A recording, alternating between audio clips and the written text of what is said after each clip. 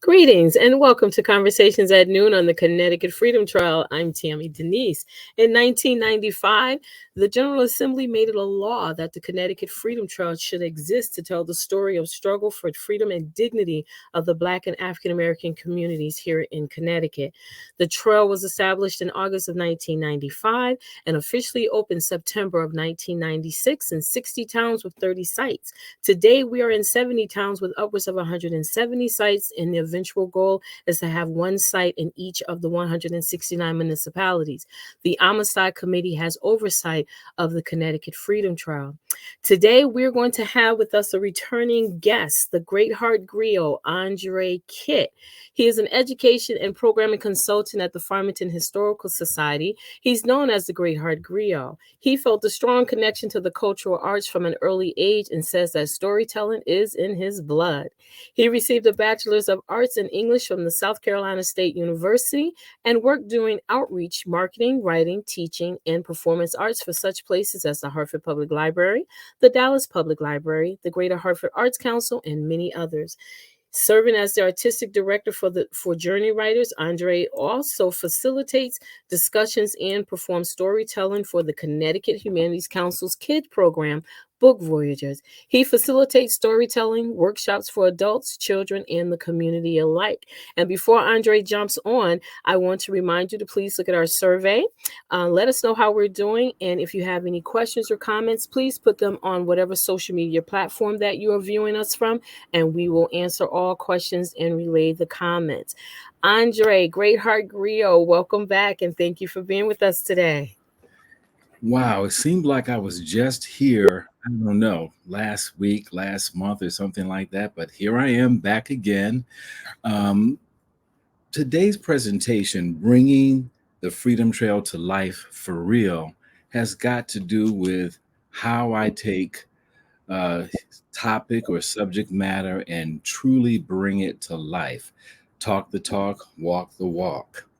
And bringing the Freedom Trail to life, this presentation was one that I did back in October at a conference that I'll tell you about in a few moments ago. This is an expanded version of that. I talked about it the last time I was here, that I would be doing it.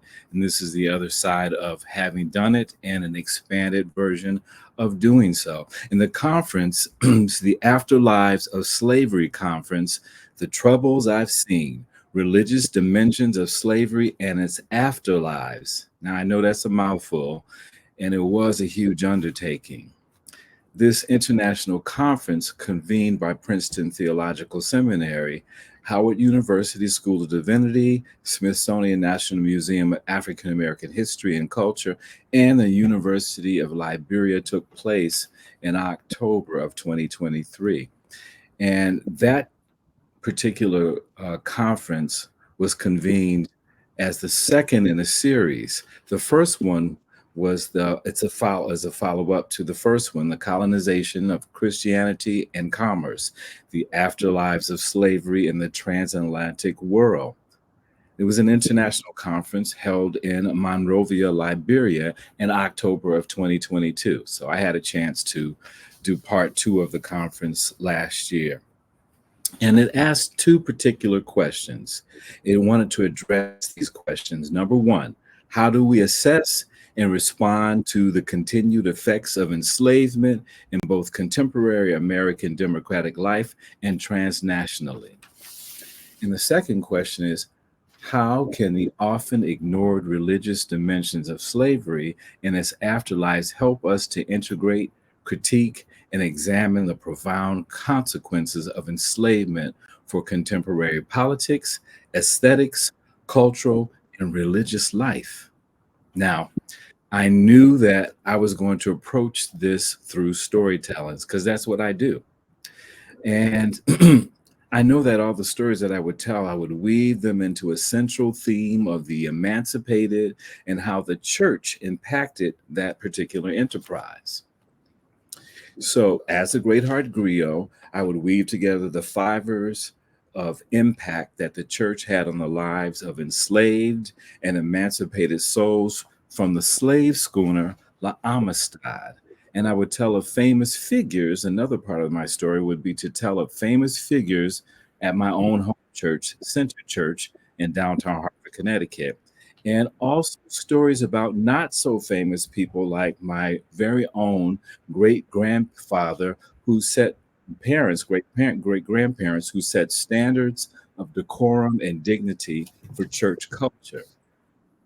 I want to tell the story and translate the story from 1841 of the adventures of the Mende captives of La Amistad from the past to the present, from the page to the path. I'm currently serving, as you know, as a consultant for education and programming at the Farmington Historical Society. And along with a core of researchers, writers, some of my friends who are reenactors and storytellers, we retrace the steps of the freed Mende. In fact, bringing the Freedom Trail to life on a 9-stop visit upon the grounds of the Freedom Trail in Farmington. We start off in the first church of Christ in 1652 at the Mende's seats of honor. They were among the prominent seats of abolitionist church members of Farmington's historical meeting house. I also try to interlink the emancipation and after-slavery life of my grandfather, Paul Greatheart, my great-grandfather, Paul Greatheart. Also, I wanted to include the historic misadventures of Center Church in Hartford, Connecticut. So there's 3 angles to weave and braid in. The institution of Center Church hosted the likes of Fredrick Douglass and Abdul-Rahman, who's from the Prince Among Slaves story. I'm going to also weave in detail about church culture and the treatment of Black congregants, giving focus to the maneuvering and sensitivities of politics and education of colonial America as it relates to today's anti-critical thinking America. So a lot of what went on then, some of it's being repeated right now. Give us free. Give us free. These are words that have been said by Kali from the Mendes who came to Farmington. He actually wrote that letter to John Quincy Adams. But when you go see that movie, he's not the one who says it. They have Singbe Pia saying it. These are the words ringing in my head as the actors and storytellers on our tour. We're standing in the pastor's study at the historic First Church Congregational, 1652. It's us getting ready. In the back, preparing in the pastor's study. We are in our green room for the staging of Odyssey the Amistad, A Trail to Freedom. Last minute instructions are being reviewed, historical attire is being fitted, and to give our audience perspective, the opening video is playing, and our would-be tourists enter the sanctuary of the historic meeting house just on the other side of the study walls. Here's some more information about it here. It was here, in front of this tavern, that one of the Mende, a man named Kimbo, was attacked by 3 drunken militiamen. All along these streets in Farmington lies a history you may not have realized. You actually get a chance to walk in the footsteps of the people who were here in those days. It was here that the Mende people of Sierra Leone made a home for a time after they secured their freedom through a battle in a courtroom that began when they overtook their captors on board the slave ship La Amistad. For the last few years, the Farmington Historical Society has shared that story through a walking tour, now known as Odyssey of the Amistad, A Trail to Freedom. The Amistad Mende were brought to Farmington, Connecticut In 1841, more than 30 Mende men wrapped in blankets made of fur descended upon the village in a mist of mystery. Can you imagine the Farmington villagers peeking from their windows as they climbed out of their sleigh rides, looking about, hoping to feel safe and perhaps see friendly faces like the ones I'm staring into now? Andre Keitt is the creator of this experience he calls a sojourn through this special part of the Connecticut Freedom Trail. This tour I made into a story so that it could tell the story of the Amistad Mende after they won the Supreme Court case that set them free. Groups on this tour walk these roads to learn the how and the why that the one-time captives came to this community after securing their right to return to Africa. Many buildings from that time still standing today, giving visitors like these student groups who took the tour this summer the chance to literally sit in the seats of these historic figures. There were some prominent abolitionists that attended First Church of Christ Congregational 1652 up here on 75 Main Street. They were prominent members of society. By walking these streets, Keitt and the actors are hoping that people will really feel the experience of the Mende and the Farmington residents and take away an appreciation for the relationships that were formed through this unique historic occurrence. We want to talk especially about how they were embraced in Farmington and how two groups of people, Black people and white people, learned to love each other and care for each other despite the fact that they were thrown together. My father was a station master on the Underground Railroad, which meant that we had people coming from the South who had fled slavery. They were fugitives, and they came to stay at my house. A people's fight for their freedom brought them to Connecticut nearly 2 centuries ago, leaving behind lessons that can still be learned today. So, my friends Joanne Lawson, Sarah Willett, and Kim Silva from the Farmington Historical Society, they created a script. I call it the woke script. And in that script, there were, I looked at it and decided, okay, let's make this more storyteller-like. And in that opening presentation, before we go out on that walking tour, we do the story that we pull together and have a couple of woke moments in it. One is a Karen moment.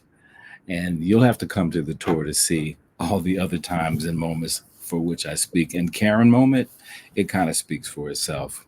And for the 8 months that the Mende lived in Farmington, they attended church and sat in seats of honor in the meeting house at Farmington's First Congregational 1652.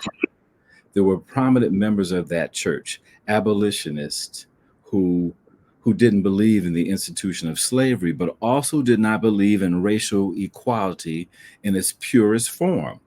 A Black man could be free as long as he was to return to Africa under the popular concept of colonization. The people in the abolitionist village of Farmington had witnessed some of the mystique of the Mende's secret societies of the Poro for men and the Sandi for women. The pastor then, Reverend Noah Porter, and his daughter Sarah took in the Mende girl Margaret, pictured here. She was the only one of the Mende to return to Sierra Leone and then come back to America as an adult. She was just one of 4 children held captive on La Amistad. While living in Farmington with Reverend Porter, Margaret would miss the rites of passage into the Sande Society, her rites of passage into adulthood in her native Mende land, what we now know as Sierra Leone. And after gaining freedom through the victory in the United States legal system, Margaret would go on to become the first African to graduate from college in America, Oberlin College in Ohio. One of my best friends, Tammy Denise, I think you guys might be familiar with her, portrays Margaret on stage in libraries, museums, schools, and conferences, just like this particular forum that we're in now. And she brings the Freedom Trail to life for real. Now, Connecticut.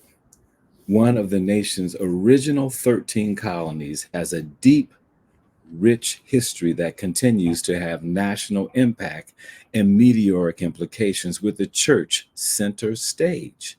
The Amistad affair is just one example. Yale University, established in 1701 in New Haven, provided Connecticut with an important institution to educate clergy and civil leaders. Yale is the depository of history, of rich histories, depository for much of the Amistad papers and its antiquities. It's also in New Haven where most of the Amistad trials took place.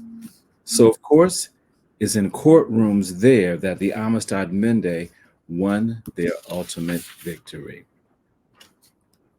The Congregational Church dominated religious life in the colony of Hartford, and by extension, most town affairs. In fact, the meeting house in most churches was where most gatherings took place.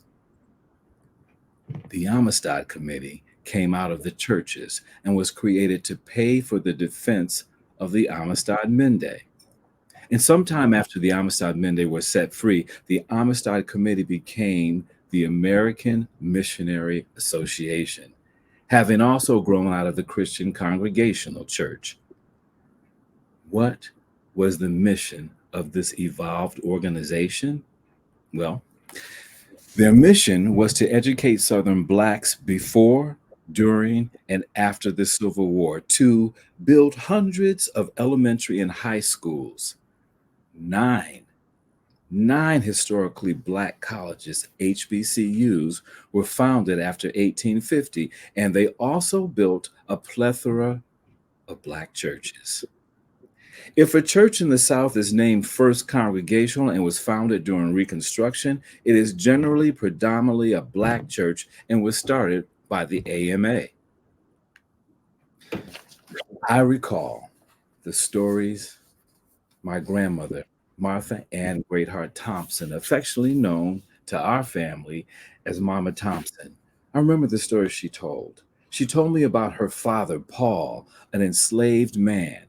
Paul drove the one-horse buggy to the one-room schoolhouse for the little white children. Once they were inside, he would sit up again and lean up against the exposed brick of the chimney's brick structure up under the schoolhouse building itself.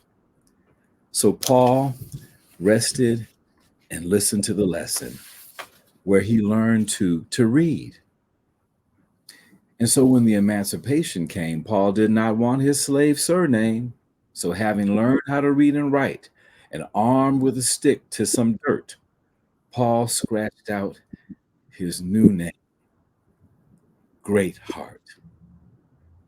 It's a picture of Paul Greatheart's gravestone out in the rural areas of South Carolina, in Dumbarton, South Carolina.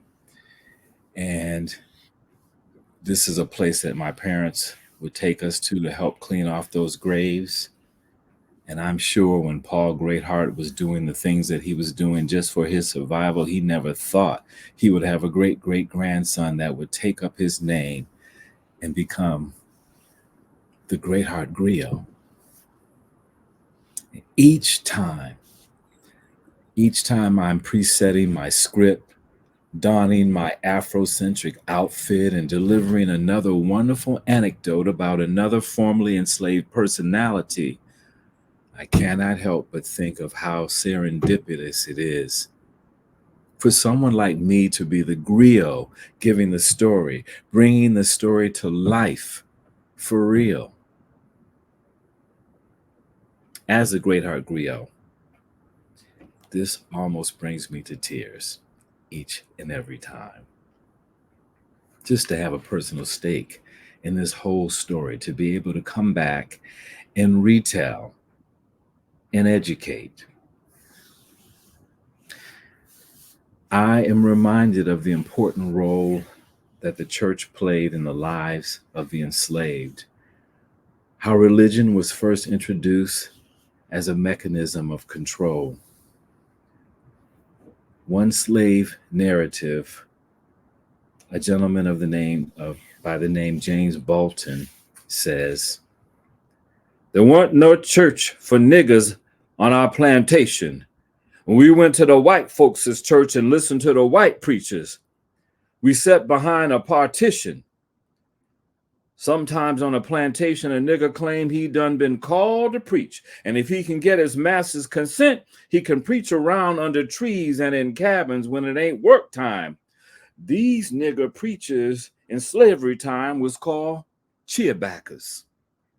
There weren't no cheerbackers allowed for to baptize none of master's niggers.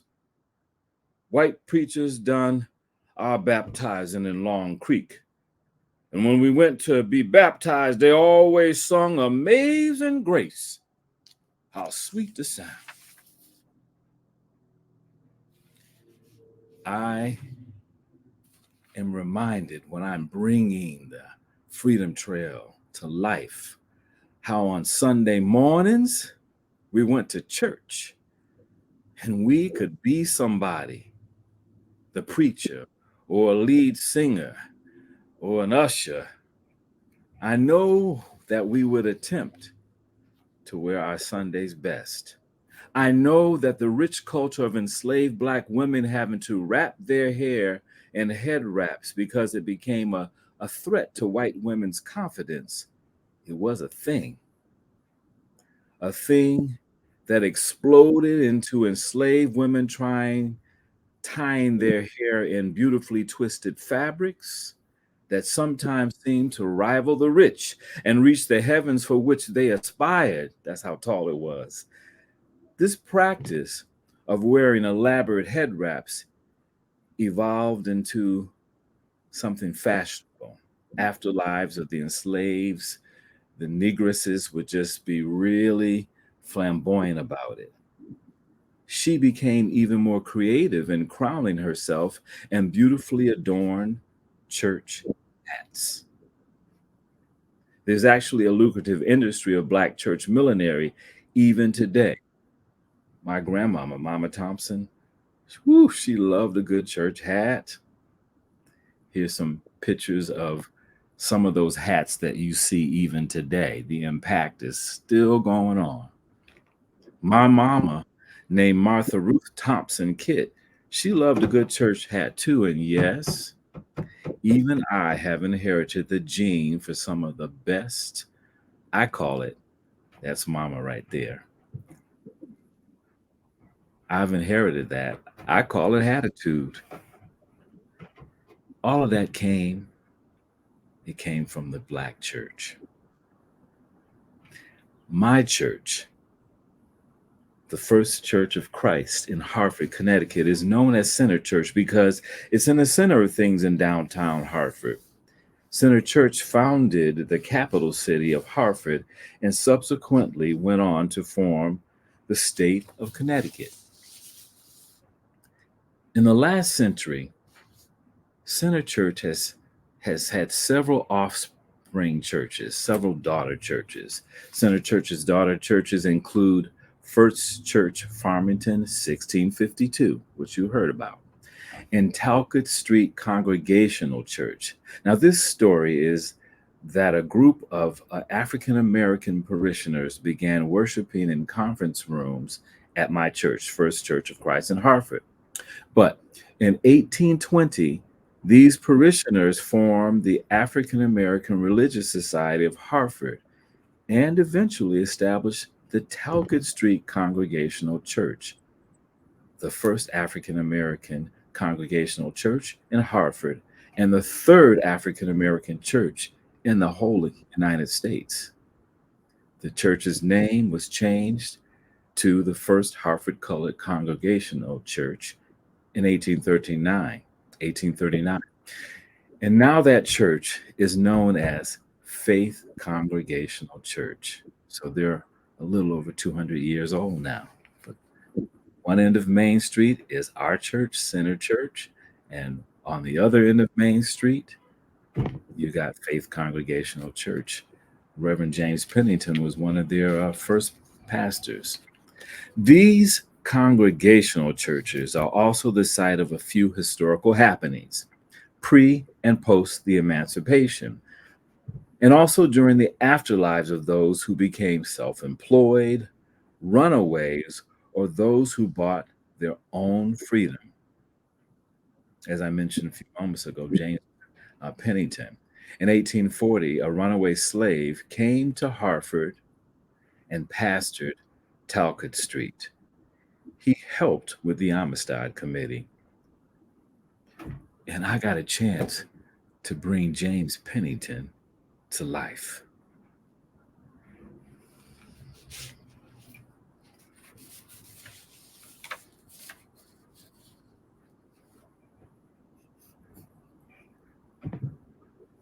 I did bring him to life. We're going to see a video. There we go. To deliver up a fugitive from bondage is to commit a moral wrong, period. In taking away a man's liberty and reducing him to slavery, period. But nothing is binding that is morally wrong. Therefore, to deliver a fugitive is not binding. To go out in the street and catch that man and bind him and hand and foot and send him into Maryland slavery must be absolutely right or absolutely wrong. It cannot be right and wrong at the same time, either in part or in whole. If it is absolutely wrong, which we claim, it cannot for any time or any being be right. But we shall be told that since we have sworn to do it, we must do until the oath be filled. We answer that the only thing which concerns us here is the rectitude of the act. If its performance is not right, morally right, no oath or covenant can bind it upon the conscience for one moment. Is a man bound to steal or murder because he has taken an oath to do it? Will the two wrongs make one right? To deliver up a fugitive from bondage is to commit.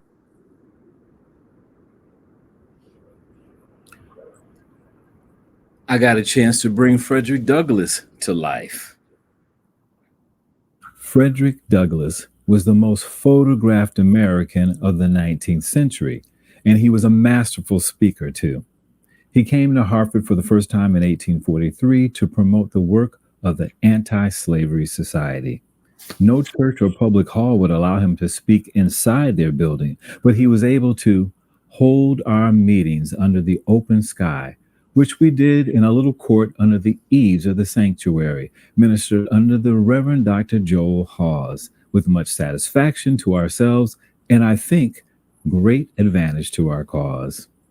Fredrick Douglass was born a slave in Maryland in about 1817, and in 1838 he escaped to New York, where he was joined by Anna Murray, a free Black woman. They were married by the Reverend James Pennington, who later became the minister of the Talcott Street Colored Congregational Church in Hartford, now Hartford's Faith Congregational Church, one of the offspring of Center Church. Moving north to New Bedford, Massachusetts, Fredrick met William Lloyd Garrison when he began attending anti-slavery meetings. Mr. Garrison hired him to give public speeches to advertise the slave cause. Fredrick went on to write his first autobiography to prove that he had indeed been a slave. He was able to purchase his freedom with donations made by Europeans. They also bought him a printing press, and he started a newspaper in Rochester, New York called North Star. Its masthead read, "Right is of no sex. Truth is of no color. God is the Father of us all, and we are all brethren."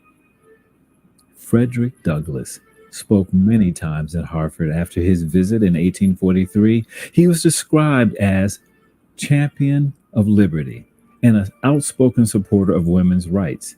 He was an orator, an author, a journalist, a publisher, and a diplomat.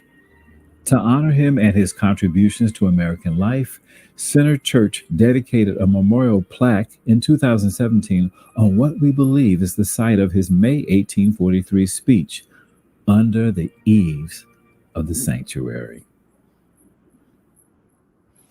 And when I talk about the treatment of the church to the particular individuals, I just want to cite here with Fredrick Douglass.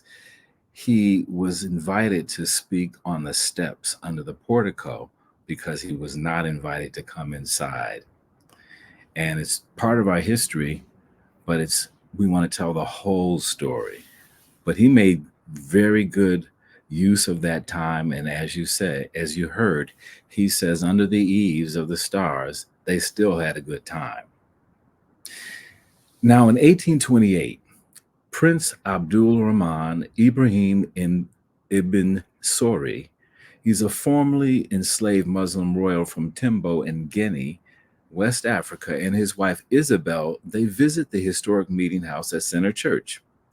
Abdul-Rahman is invited to Center Church by the Reverend Thomas Gallaudet, and a fundraiser is held in his honor as a part of a national tour organized by the American Colonization Society. Funds are raised to help finance Abdul-Rahman and Isabella's travel to the newly established colony of Liberia after 40 years of bondage in the state of Mississippi. Here's a little bit more about it right now. I'm Andre Keitt for Center Church. And during Black History Month, we're honoring African Americans connected to Center Church, the First Church of Christ in Hartford, Connecticut. Abdul-Rahman ibn Ibrahim Sori was a Torit prince born in 1762 in the city of Timbo, located in present-day Guinea. The fascinating story of his enslavement and eventual return to Africa as a free man included a stop right here at Center Church. Prince Abdul-Rahman studied in Timbuktu, learning at least 4 African languages in addition to Arabic. In 1788, while leading a 2,000-man army on a military campaign against non-Muslims in Guinea, he was captured and enslaved. He was then transported to America and put into bondage on Master Thomas Foster's tobacco plantation in Natchez, Mississippi. His new owner mockingly named Abdul-Rahman Prince, without any real knowledge or concern or belief about Abdul-Rahman's royal heritage. 40 years later, in 1828, after a series of clever maneuvers by Abdul-Rahman, President John Quincy Adams freed him at the request of Secretary of State Henry Clay and the Sultan of Morocco. The newly liberated Abdul-Rahman was able to purchase the freedom .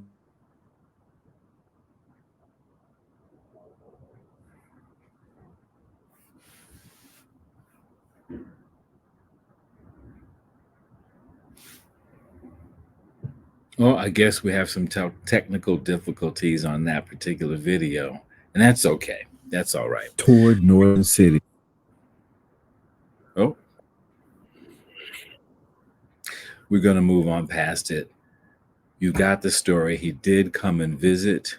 There was funds raised to send he and his wife, Isabella, back home. All that happened at Center Church. The church continues to impact the afterlives of slaves.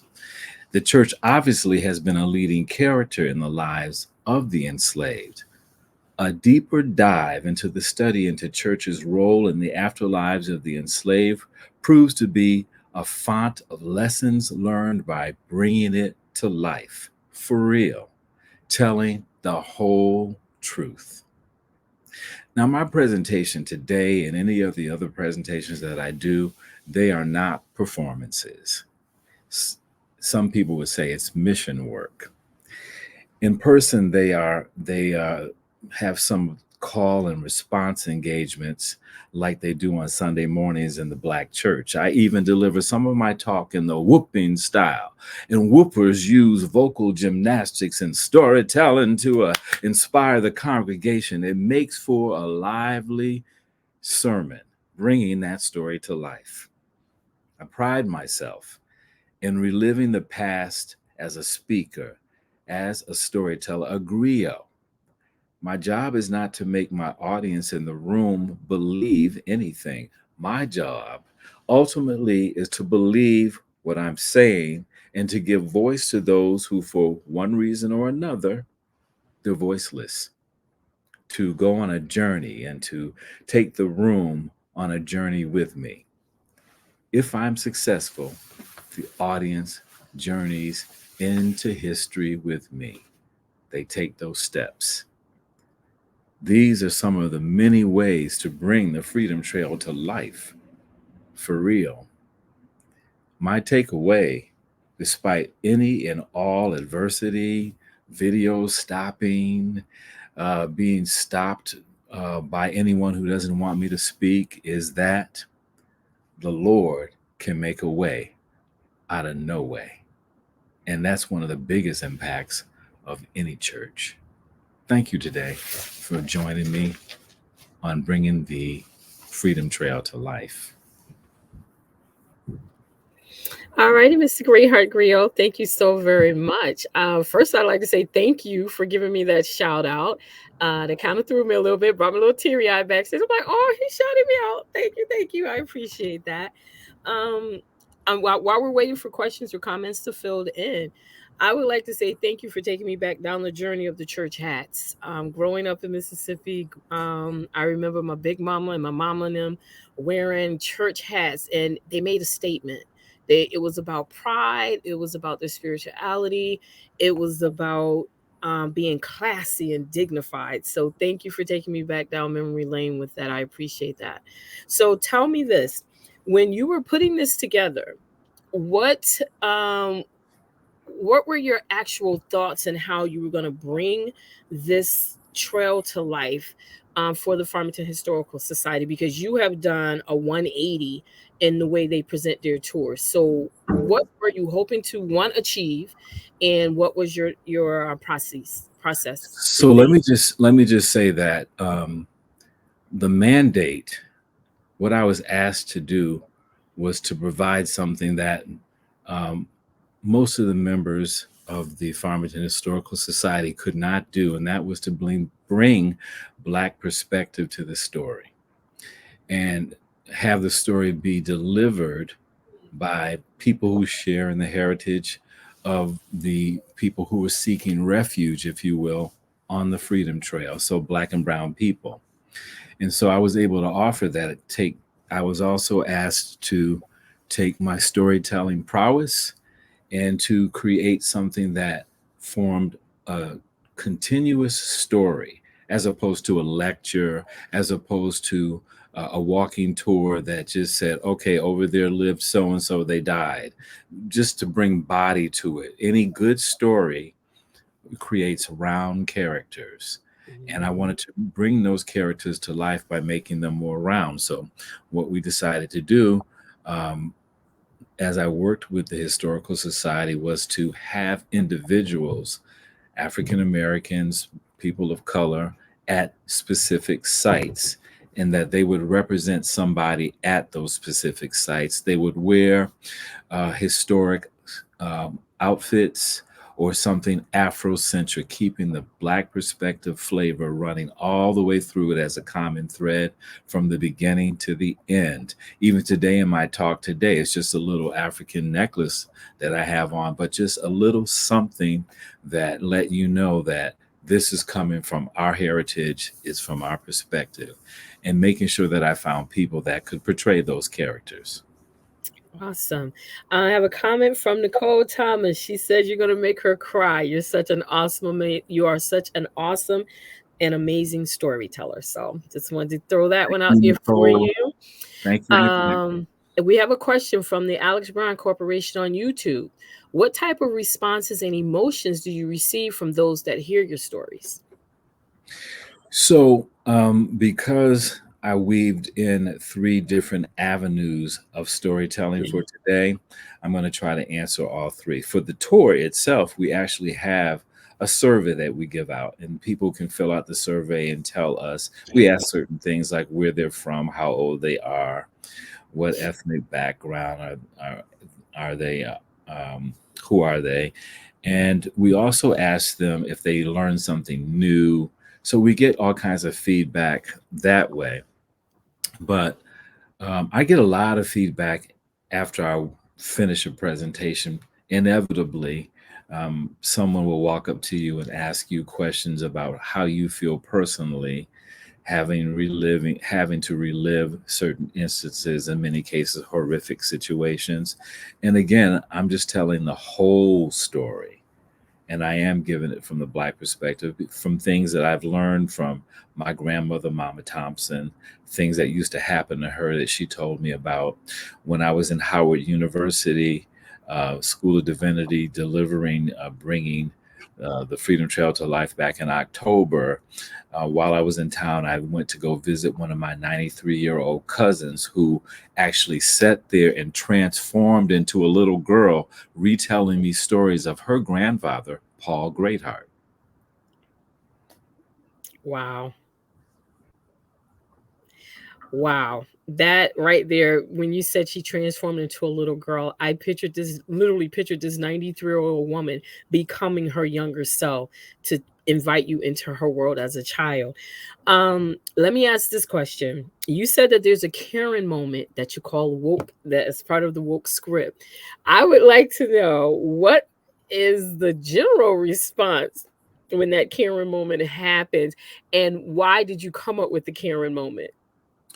Okay, so I came up with the Karen moment. I'm going to back into the question. I came up with the Karen moment because I am continually, and I think we as griots, as historians, are continuing to be challenged with how does what we dig up relate to today? What lessons have we learned from the past that we can use for today? And let's try to do that so that we don't continue to repeat some of the tragic history anyway. Let's see that we've learned some lessons. And the feedback that I get from the Karen moment, I will say 95% of the feedback has been shock and surprise because people can't believe that we went there. 5% of the people weren't happy about it, but weren't courageous enough as we were to say anything about it. I haven't really seen anything reflected in the evaluation about any negative response to the Karen moment. But most of the time, what I'm hearing from the Karen moment is that people they feel like a mirror has been put up to their face, and they're glad, they're refreshed that we are speaking about things that are pertinent to today and not just dwelling on everything that happened in the past. I think that they truly are learning lessons, and they like the Karen moment. It wakes people up. It's sobering. So that's why we did it. Well, I have to say, when I had the honor of seeing the program in action, that Karen moment was very real. And it was very refreshing because it does bring you into the present day as to what's going on in our society today. And I like the fact that it ties history to the present, and it lets people know that history is always present. It's never dead, and it's never in the past. So I appreciated that history, that moment, that Karen moment. And I would like to encourage others who have not had a chance to do that tour. If you get a chance, please go, because you will not be disappointed. The way the stories are brought to life at each different site, you get to see a different flavor of the individual's story. And that's what I really appreciated about the tour, was being able to hear from that person and their perspective. And it's so important that the Black narrative is told from the Black perspective. It is time that we take control of that, and that we tell that. We definitely appreciate all support and that we get from others, but it's most important that we step to the forefront to take control of our narrative. So tell me, how do you feel about that in regards to the Black narratives being told from the Black perspective? How important do you think that is? It's paramount. I mean, it has to happen. And I'm really glad that, on one hand, that institutions are realizing that it's paramount to tell these stories, to tell them uh, as real as they possibly can be told. I'm impressed when institutions are looking for that to be done. It makes me feel like we're moving forward in our relations, in our race relations, in our cultural relations. It's quite important to have the whole story and let the education be something that, because when I went to school, I didn't get a lot of this education. So I'm glad to see that people coming up now are getting that education and getting the true stories and getting the real stories.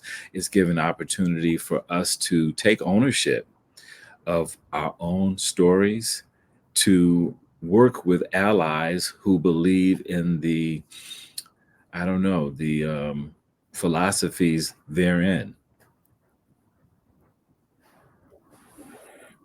Yeah, I agree with you on that.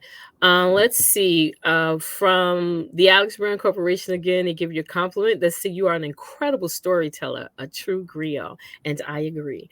Then we have one here that says, "How many drafts of the script of the tour has there been?" Okay, she can talk. How many drafts of the script are there, and is it still changing? From Mariana. So, wow, that's a really, really, really good question, Mariana. I Mhm. appreciate that one, because what we found is that we came up with the basic script, and depending on our audience, we tweak it a little bit. So, as far as I'm concerned, I like to tweak it every season. I want to tweak it and add something new to it. So we've had a Karen moment. We have another moment that I won't mention. You have to come to the tour on most Saturdays in the summer. We start in June, and you'll have to come see what some of those moments are. But we tweak it a little bit, and we, depending on the audience and the time frame in which they have to spend, if it's a school tour and they're limited by time, we tweak it by having we pull out some of the stops that are not as significant, so we can keep to our time constraints. And if we do it for, let's say, we're close to Miss Porter's school, and we actually go on, one of the stops is at Miss Porter's school, because it used to be an inn and a place that people used to frequent You don't live back in the day. you don't live So we straight. tweak it when we do it from Miss Porter's, and we make sure that we push out more of the Porter's history. So as far as drafts, there are like 4 drafts, and it will continue to evolve. It's very fluid, especially after Joanne and Sarah and Kim continue to do research and find other little treasures and nuggets in the past. They write it out, we bring it together, and we have a writers meeting, and we figure out what we can slide in and slide out. So it is a fluid document. Awesome. My apologies. From behind the scenes here, we have another question. It says, museums and heritage sites are struggling to get attendance from younger adults. Do you find that injecting storytelling draws more interest in some of the sites on your tours? That's going to go along with the question I was going to ask about living history programs. How important do you feel that bringing history to life is to such sites? Well, it makes it more palatable, more consumable, because people want to be drawn in by stories. And I want to say that everybody has a story, a family story, personal stories about themselves. Everyone has a story, and people like getting involved and listening to, as if pulling the roof off of a house and seeing what's happening, what happened, what's going on. Storytelling it plays a crucial role in it. And give you a quick example of that. One of the moments that we won't discuss, but I'll try to give the framework, was about a letter that was read about a happening that took place. And basically, in the past, one of the things that they were doing was reading that letter. And I stopped it and said, okay, no, we can't just read that letter. We actually have to act that letter out, because there's too much information there that people would really be interested in. And so they would have their ear more to what you're doing if we acted this out. So it's always important to try to make it more story-like. It gives people some way of, in many cases, if the material or topic is a challenge, is a hard one, sometimes it's a form of escapism to go into storytelling land or world. I agree with you on that. Bringing history to life is so very important, because instead of it just being facts and figures, people can really relate more, because they realize, hey, they live just like I lived. It's just a different time period. They may have had similar struggles that we have. Again, just a different time period. And sometimes the solutions that they had back then could possibly work today, or at least give you an idea of how to work toward the solution or the answer to it. Um, it just went right out of my head. When doing your storytelling, and one of the things I wanted to say was, if people really should go on this tour, because I know exactly what you're talking about in regards to the letter. It's a fascinating portrayal, and it will also speak to one of those historical sayings that is often said when it comes to that type of situation. That's all I'll say. So if you haven't had a chance, you got to go see it. You will not be disappointed. Andre, before we leave, because we're almost out of time, is there anything else you would like to bring to the fore in regards to bringing the Connecticut Freedom Trail to life for real? I want this again. I want to reemphasize something I said already about none of this is a performance for me. It's not a performance. This is the real deal. I feel like it's a ministry. It's some sort of a call to action for me to be able to tell the stories in a way that educate people about what really happened. Whenever someone's portraying, let's say, Governor Freeman, that person is not acting. That person is portraying Governor Freeman, and that whole establishment or institution of Black governors was so significant that, we don't want to play act that. We just want to retell what really happened, and how it actually was constructed, and how it was established, and how it worked. Black governors were set forth and put in communities to, quote unquote, control the Black community. That person he was almost like a puppet leader. He had limited power, but if he took his work seriously, he was able to protect his community by letting them know what was coming down the pike, by letting them know what they should and should not do, so that they could stay safe, because he would hear things. So yeah, to me, I want to make sure that people understand that this is not a game. But in regards to Alex Brienne's question about bringing young people to museums and to exhibits and to walking tours, there are ways to do that. Storytelling is one of them. And once you get people there, make sure that you're engaging by making it relevant to something that they can think about in their own life. We call it connections. So it can be text to life. And kids always like it. Young people always like it because it's very self-centered many times, if they can relate to somebody in that particular story. Ask them that question while they're on the tour or while they're at the museum. Is there anybody here that you relate to in particular or especially? I appreciate the point that you made about the Black governors, how in some parts they were puppets, they were vassals, but they had a platform.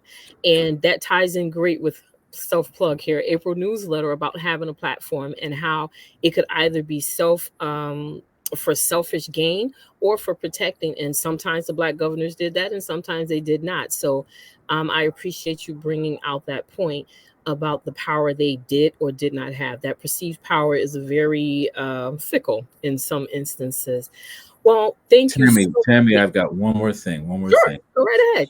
The first I think it's the second week of May. I don't have the date right away. Go to the website for First Church of Christ Hartford or Center Church and see our coming events. We're going to have the Timbo elders, descendants from Ibrahim Sori, and it's going to be a whole day of activities. So some of what I'm telling you now, what I've spoken about today, you'll be able to witness with their descendants in the early part of May. That will actually happen May 13th, starting at 10 a.m. at Center Church in downtown Hartford. And you're going to help us out with that. Yes, I will be there to participate in that great event with the descendants of Prince Rahim.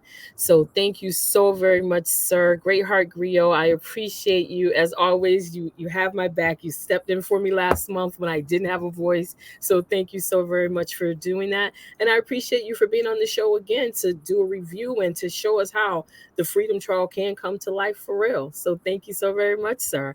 And thank all of you for joining us today. We appreciate your time. For upcoming programs on the Freedom Trail, next month, May the 28th, the fourth Tuesday, a conversation with Dr. Arasade Awajala. She is a descendant of Reverend James W.C. Pennington. Come and celebrate Juneteenth with us. Can you believe it? It is not that far off. We're Saturday, June 15th from 1 to 3. It is in person at the Connecticut Old State House. It is called Champion for Freedom, the Reverend Alexander Heritage with Dolly Marshall and our very own John Mills. And then that fourth Tuesday, June 25th, we're going to have a conversation with the filmmaker Dolly Marshall along with John Mills, where they are going to talk about their separate projects that brought them together on a common story of Alexander Newton and his family. So thank you once again for joining us. Please remember to fill out the survey. Let us know how we're doing. Let us know what you would like to see on the show. And as always, until the next time.